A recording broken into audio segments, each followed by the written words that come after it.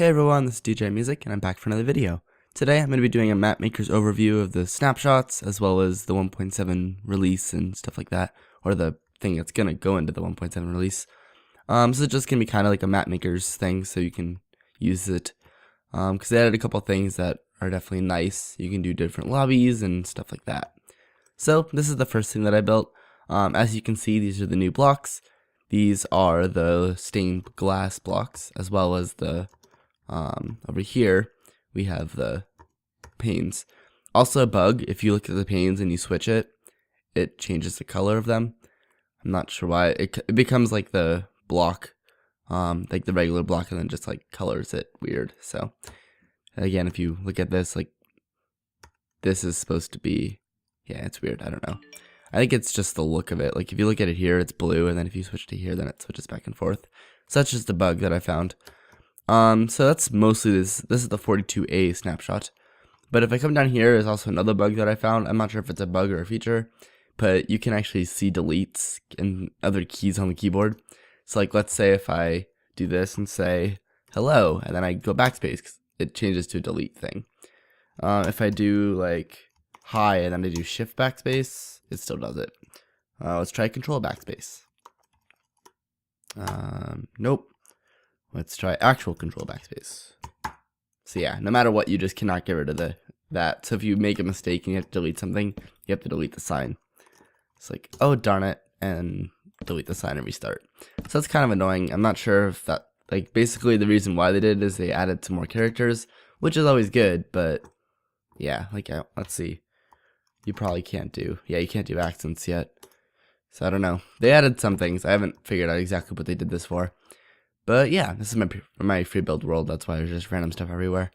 So this is basically a new lobby design, and there's buttons over here that actually are functional. There's no redstone there. It's all pretty cool. And then there's also this thing. Like, this looks like it's clear, but there's actually a block there. It's kind of weird. Like, yeah. So they also redid some of the textures. If you look at this looks like glass, but you can see the color behind it. You cannot see the edges anymore. You used to be able to see the edges. Now you can't see water through stuff. If you look through ice, you can't see water. So they changed transparency a lot. I personally like it a lot more. It looks a lot cooler. And then you have all the colors right here. So you can see like those blocks even though they're transparent, which is pretty cool. Like you can see other blocks through other blocks, and it's kind of awesome. So yeah, this is just a little lobby that I made. It's basically, you can't escape it. It's just kind of a floating lobby, and there's no redstone around it, which is kind of cool. All the redstone to control it, these two pads are actually down here. So this is something that I've been using it. It's basically a custom variable. So each one of these little slots is a variable. So start game, usually to start game I would do like scoreboard, objective, nope, sorry. Scoreboard players, set, let's just set a random player, because that's usually what I do. And then you do objective name, and then 1. So that would usually set the game to start. The only thing is if this random player logs off, then the game thinks that it's not started anymore. So there's no real way to keep it like solid. If you do this, then basically, unless someone removes this block, there's only one instance of this redstone. So no matter what, it'll always be there. So you can use it kind of like a variable board, and you can also reset the game visually. You don't have to use commands. You can just kind of put a block here, and it'll start the game / reset the game. So yeah, the way that this works is basically up here. These blocks are pressure plates, and usually if you look at it, like if I pick it, then you can see there is no data value. It's :0. If I step on it, I can't show you this, but basically it becomes :1. So you can actually detect if someone's on a pressure plate, which is what I do for both of these. So they still work even though I'm not actually there, and it's pretty cool. So basically when I step on, you can see if you guys can see it. If I step on this guy right here, and you look down there, you'll see that the block actually, there's a redstone block right down there. I can try to zoom in, but it probably won't work. In that little start game spot, there's a redstone block. So the game starts. If I click here, the redstone block will disappear, as you see right there. It puts a block in the red slot, which you can kind of see, and that's how it works. So right here, I just have the top one is detecting up there. So the top one, it's a test for block command. Uses those coordinates. Checks for a Minecraft pressure plate that has been pushed down. Whoops. Can't use D and W to move. So basically, this is a Minecraft : stone pressure plate. You can do this, or what I usually do is I just do this. But caps do matter, so make sure that you do stone _ pressure plate. Make sure that they're all lowercase. When you do that, then it will work. So if you step on this, this will turn on, which runs this command. This command sets the block over 9, down 4, and over 0, which is basically right here. So it sets this block to a redstone reset. It's to a redstone block. It doesn't work for anything except for redstone block.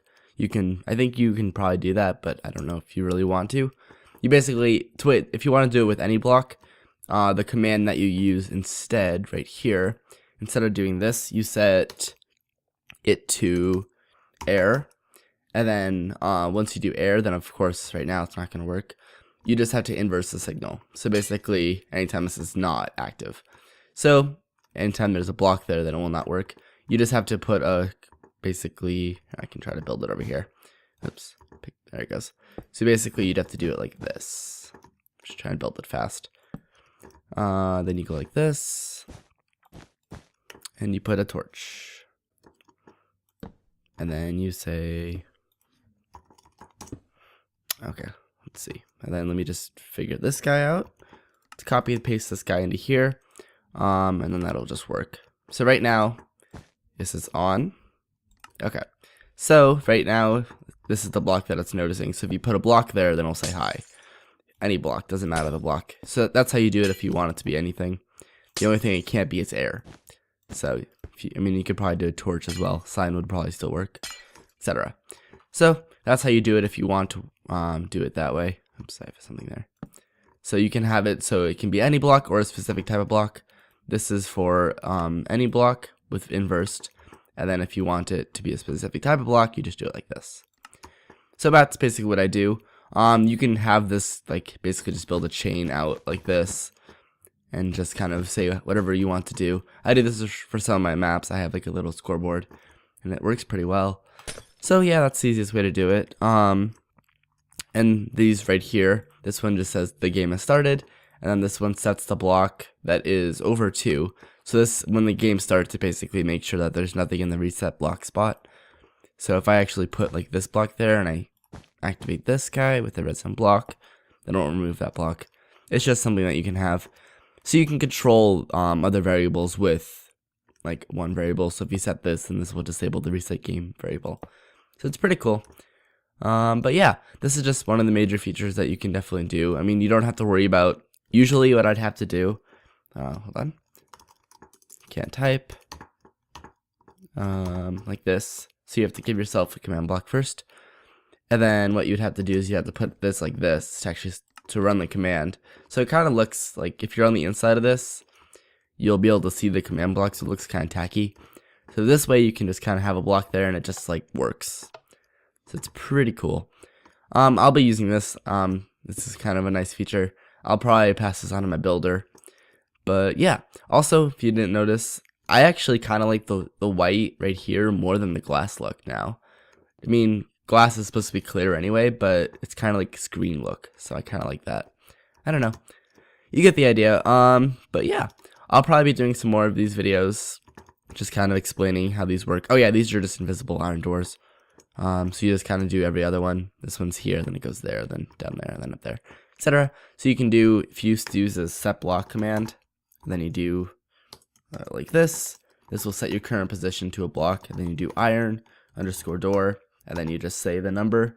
I think this one is 5. Nope, just kidding. You have to figure out where 5 is. So that one's 5. I think it might be 1 then. Is it 1? Yeah, it's 1. So you can just kind of go along and say set iron door 1. And that's will set your block. So you can do that. And then you can do up 3. Just kind of set the middle one to 3. Or up 2, I guess. If you do this, then it will set this block to that one right there. So then they can't jump out. It's just an easy way. You just have to use MC Edit because you couldn't do this in game. MC Edit, or you could use one of the in-game tools, but now you can do it in the game, which is pretty cool. So yeah, I'm gonna be definitely doing more of these. If you guys have any requests, I will gladly build them. But you'll actually be able to see some of these things in my maps. I already have one. Like, let me go to it. I'm gonna have to. You won't be able to see the name, but if I go to it, you shall see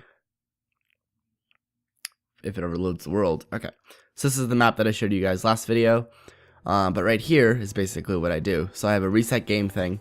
If I put a redstone block there, then it will reset the game as it just did. And then there's also the ones to control the lights, which just work. So yeah, you can just kind of make a control panel, and it's pretty easy to do. I don't know why there's so many chunk loading issues. It's kind of annoying. But yeah, so this game will be released soon. I still have to build some stuff for it, but yeah. Thank you guys so much for watching, and I'll see you later. Oh yeah, this is what controls it. Bye.